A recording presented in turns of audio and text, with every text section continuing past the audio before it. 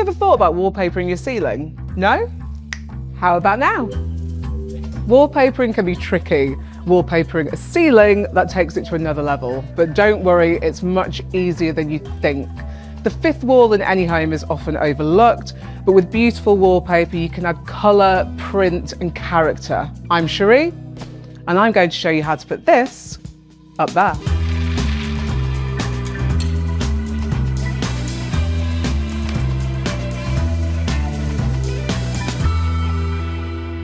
Before you even think about wallpapering, you need to prep first. So remove all the furniture from the room, grab yourself a dust sheet and cover the floor because you don't want any wallpaper paste dripping down. Instead of a stepladder, I'm going to use a platform. It's much more secure and sturdy. Later on, I'm going to get a friend to help me, but it is possible to do it by yourself. It's just a bit trickier. And finally, if you're wallpapering around a light fitting, turn off the electricity.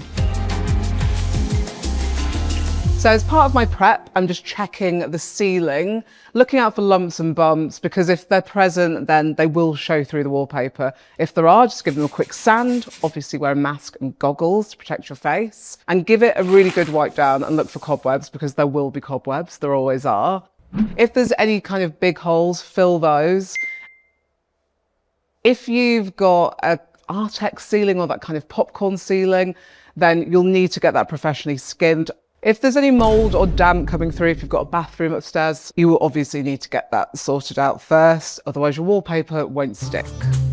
Time to pick your wallpaper. Because it's on the ceiling, you can go a bit bolder than you might normally on the walls. A top tip, on every roll you'll find a batch number, and you want to make sure that these match, otherwise you might get variations in colour and pattern. So how much wallpaper do you need? I always go to DIY.com because they've got a really handy wallpaper calculator.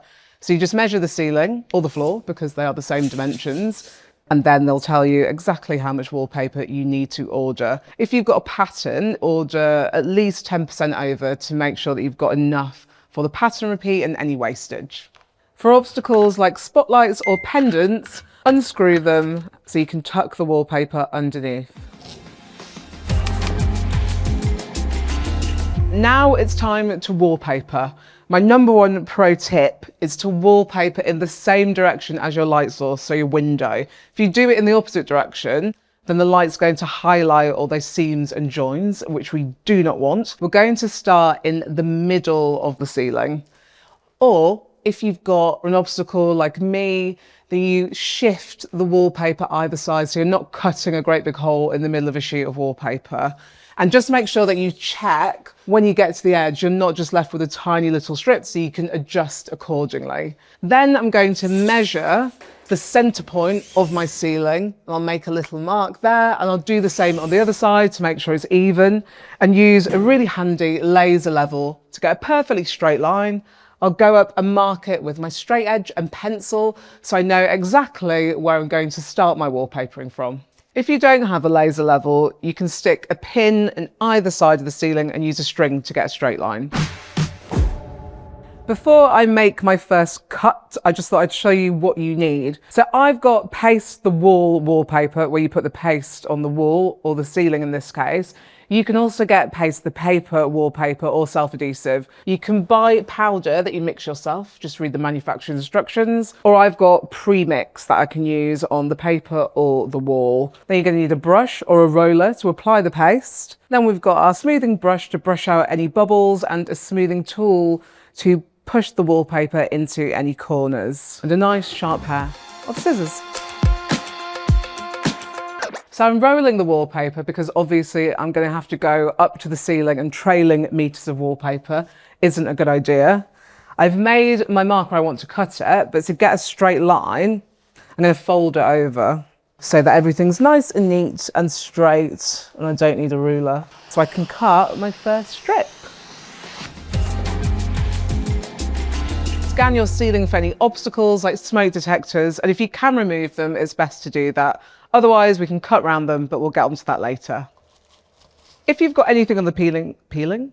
If you've got anything to paint on your ceiling, like me, I've got my ceiling rose, then do it before you wallpaper. So I'm pasting the paste on the ceiling now, making sure that I leave a margin either side of where the wallpaper will be, and just painting a nice consistent layer, not too much, not too little. So using the pencil line that I drew earlier, I'm going to line up the first sheet with a bit of an overhang. And my friend, who I called earlier, is helping with my tools. That's why it's useful to have a pal to help you. And just work your way along the ceiling and using your smoothing tools to make sure that the wallpaper is adhered to the ceiling and going along that centre line. It's going on like a dream. So I've come up to my ceiling rose. Obviously I can't wallpaper over it, so I'm going to have to make a hole. I've got a very good friend helping me hold up the wallpaper. So using your sharp scissors, I'm going to make a series of pizza slices around the rose. Be conservative, you can always cut more. And I'm just using my smoothing tool to really get around the rose. Now I've wallpapered all the way to the edges of the room, it's time to trim. So I'm using a palette knife just to really get in there, a very sharp blade. I'm wearing gloves, of course, and I'm just scoring around the ceiling rose. Perfect. Don't worry if you get a bit of paste on your wallpaper, just grab a damp sponge or cloth and wipe it off. When you're trimming off the edges, use a straight edge because it'll stop you tearing the paper. Just make sure you get it really tight into the corners. There you go. So now I'm on to the second strip of wallpaper. I've cut this to size, making sure to pattern match, but because the width of the ceiling that I'm wallpapering is much shorter than the width of the wallpaper, I'm just going to trim off a bit of the excess, making sure to leave a little bit so that I can use a straight edge and a blade, because ceilings and walls are not always completely straight. For the second strip, I'm just repeating all the processes from the first strip, making sure that I've got goggles on, I've got a nice even level of paste. So I'm just putting up my second piece and pattern matching. I can move it around a bit because the paste is still wet, so take a bit of time to make sure that the pattern matches up perfectly. A really useful tip when you're wallpapering is to keep a little brush handy, because if your paste goes dry or you haven't quite gone to the seams or the edges, you can just use this to add more wallpaper paste. And now I've got to cut around this corner. So using my smoothing tool, I'll just work the wallpaper right into the corners, pushing it up against the edge.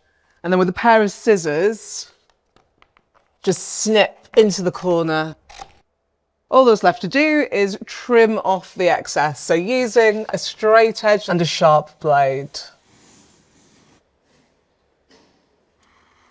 So I'm just wiping off any bits of wallpaper paste that I might have got on the wallpaper or the coving before it dries. I'm halfway done. I'm going to work my way up from the middle of the room and just repeat the whole process again.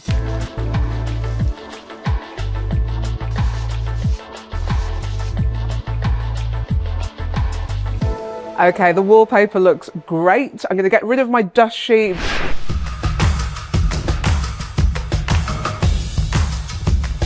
Bring all my furniture in. Wow, I think this looks amazing, and it was much easier than I thought. With a bold wallpaper, it could look a little bit claustrophobic if it was on all the walls, but using the fifth wall, it just adds a really intimate, enveloping feeling. In fact, I think it's time for a dinner party.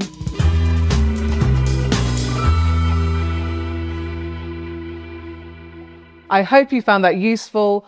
All the products and tools that I use are listed in the description below. Remember to like, comment and subscribe to B&Q for more handy DIY tips and tricks.